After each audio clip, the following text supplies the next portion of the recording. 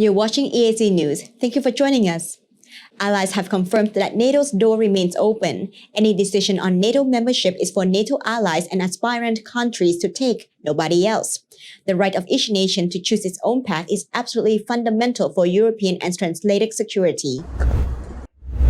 NATO Defence Ministers reaffirmed their strong commitment to open-door policy and the importance of partnerships. NATO allies continue their strong diplomatic efforts to find a political solution to the serious crisis triggered by Russia's military build-up in around Ukraine. Well, look, NATO is on a path. That's been very clear. They are currently an opportunity partner alongside some of the Scandinavian countries who have that status. And it's clear we have an open path. So look, I think what we should recognise is that, yes, there are internal conflicts that have been caused by Russia's invasion, but fundamentally we remain an open door organisation. I've made it very clear to the Kremlin that, countries choose NATO. NATO doesn't go around choosing the countries. It is not the case, as President Putin often asserts, that somehow NATO is a sort of country of its own going around looking for countries to join.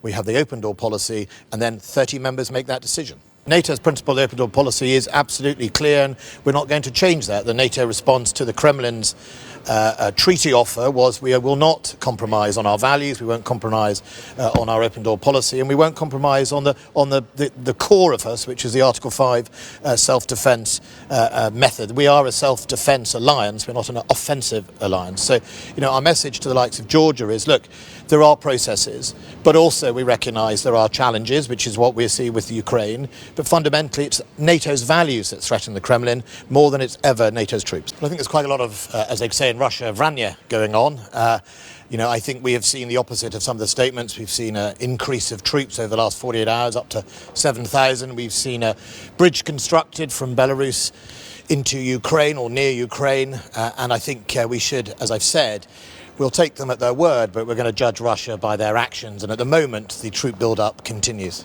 NATO and allies are helping Ukraine boast its ability to defend itself. Self-defense is a right enshrined in the UN Charter, and allies are helping Ukraine to uphold that right, including with trainers and military equipment for the Ukrainian armed forces, cyber and intelligence expertise, and with significant financial support.